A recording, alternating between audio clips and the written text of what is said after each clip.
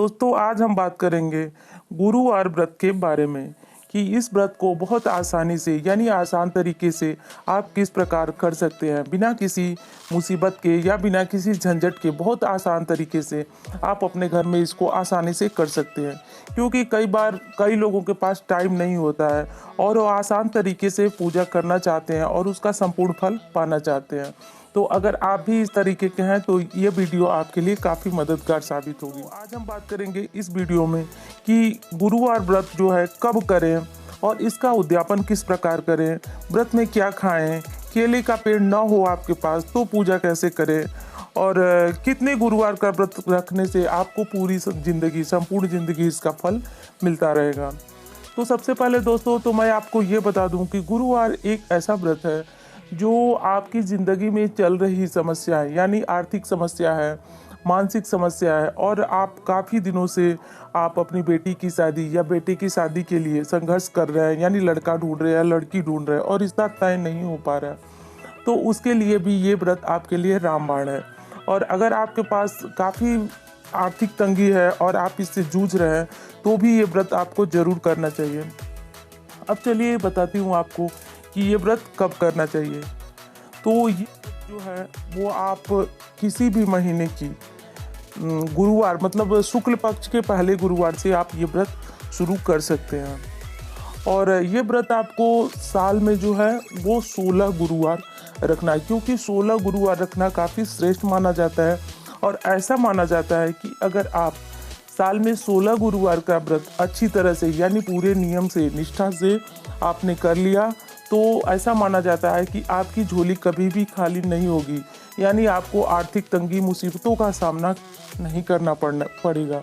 और अगर आप किसी एक मनोकामना के लिए रह रहे हैं, आपकी शादी नहीं हो रही है, आपकी संतान नहीं है या आप किसी और मनोकामना के लिए व्रत कर रहे हैं, तो भी आपको 16 गुरुवार ही करना है और आपकी मनोकामना आपको भगवान बृहस्पति देव या विष्णु देव से कहना है और मनोकामना पूरी करने के लिए भगवान से प्रार्थना करना है। तो अब क्या करना है, व्रत के दिन के जिस तरह से आप तैयार होते हैं उस तरह तैयार होना है और आपको उस दिन विशेषकर पीला वस्त्र धारण जरूर करना है। और पीला वस्त्र धारण करके कोशिश यही करना है कि आपको पीले आसन पे ही बैठ करके पूजा करना है। पीला आसन का मतलब अगर आपके पास कोई ऊनी कपड़ा हो पीले रंग का तो आप वो बिछा लीजिए और उसी पे बैठ करके पूजा करना है। पूजा का मतलब कि अगर आपके पास केले का पेड़ नहीं है, आपने अगर गमले में लगाया है तो काफ़ी अच्छा है, और अगर आपके पास या अगल बगल केले का पेड़ नहीं है तो उस स्थिति में आप भगवान बृहस्पति देव की एक फ़ोटो मिलती है स्पेशल जिस पे केले का पेड़ बना होता है, तो वो वाली फ़ोटो आप खरीद लाइए और उसी के सामने बैठ करके आप पूजा कीजिए। यानी भगवान की जिस प्रकार विधिवत आप पूजा कर सकते हैं, पीले फूल, चंदन, रोड़ी, घी का दीपक जलाइए, धूप बत्ती सुलगा के रखिए और पीले चावल भगवान को अर्पित कीजिए। और इस पूजा में विशेषकर आप केले का भोग लगाएं और चने की दाल, किशमिश और गुड़ ये पूजा में ज़रूर आपको रखना है। और अगली चीज़ है कि इस दिन आपको केले का सेवन बिल्कुल नहीं करना है और खट्टी चीज़ों का भी सेवन आपको नहीं करना है। और इस दिन आप क्या खा सकते हैं, तो इस दिन आप खा सकते हैं सिर्फ मीठा और पीला कोई फल हो तो आप उसे ग्रहण कर सकते हैं और मीठी वस्तु खा सकते हैं। और इस शाम को आपको भोजन जरूर ग्रहण करना है, यानी आपको शाम को कोई एक अनाज बना करके खाना है। तो आप इसमें जैसे बेसन का हलवा बना सकते हैं और इसके साथ आप अपना जो सुबह में प्रसाद चढ़ाए हैं चने की दाल गुड़ उसको रख लें और शाम को खाना खाते समय यानी जब आप शाम को व्रत में एक बार खाना खाएंगे तो उसी टाइम वो जो सुबह में आपने प्रसाद चढ़ाया था वो प्रसाद आप इसी भोजन के साथ ग्रहण कीजिए। और ऐसा करके जो है आप भगवान की पूजा कर सकते हैं।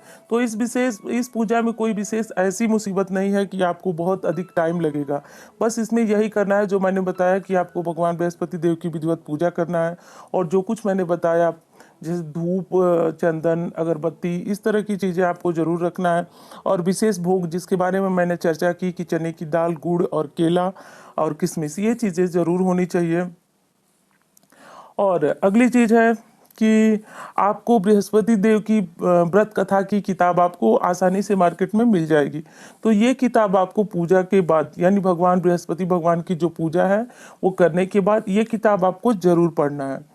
और इस किताब को पढ़ने के बाद आप जो है विधिवत आरती कीजिए और आरती करके आपको जहाँ भी जाना है आप जाइए। और इस दिन कोशिश कीजिए कि आप पूरे दिन पीले रंग का वस्त्र ही धारण किए रहें, क्योंकि पीले रंग का वस्त्र धारण करने से वो भगवान मतलब गुरुदेव बृहस्पति भी प्रसन्न होते हैं, भगवान विष्णु भी प्रसन्न होते हैं और आपके ग्रह जो बृहस्पति ग्रह वो अनुकूल होते हैं। और आपकी आर्थिक समस्या या विवाह संबंधी समस्या, संतान संबंधी मुकदमे में दिक्कत है तो आपकी ये सारी समस्याएं दूर होती हैं। तो आप कोशिश करें कि इस दिन पीले वस्त्र ही धारण करें। और अगली बात है कि जो आप व्रत में कलश जरूर रखना है, यानी आप जो पूजा कर रहे हैं सुबह में सारी कुछ चढ़ा करके उसमें आपको कलश भी जरूर रखना है।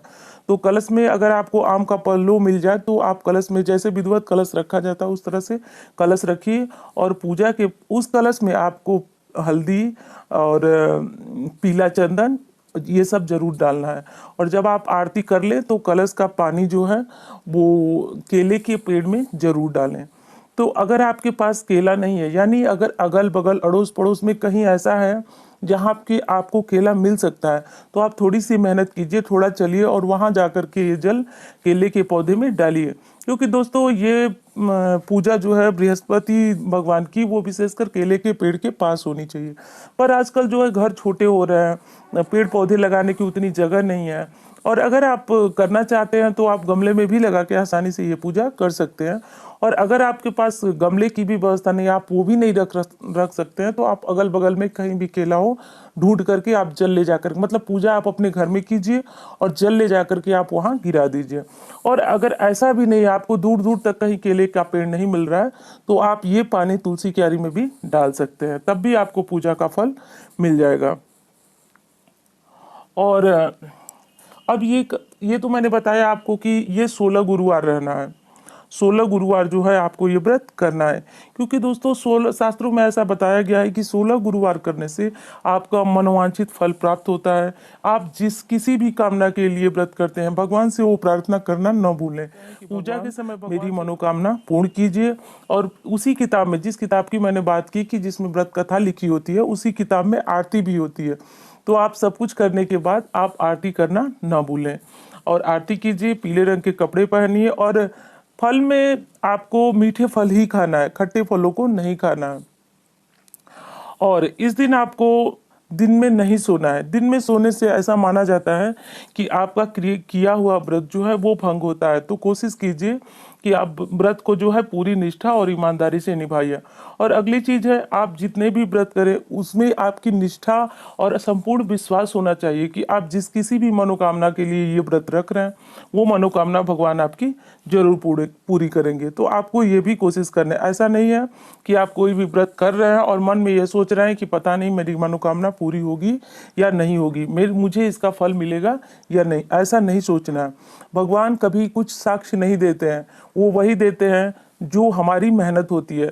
तो ये एक तरह से हमारी साधना है, तपस्या है और हमें इसकी पूरी निष्ठा और ईमानदारी से इसे निभाना है।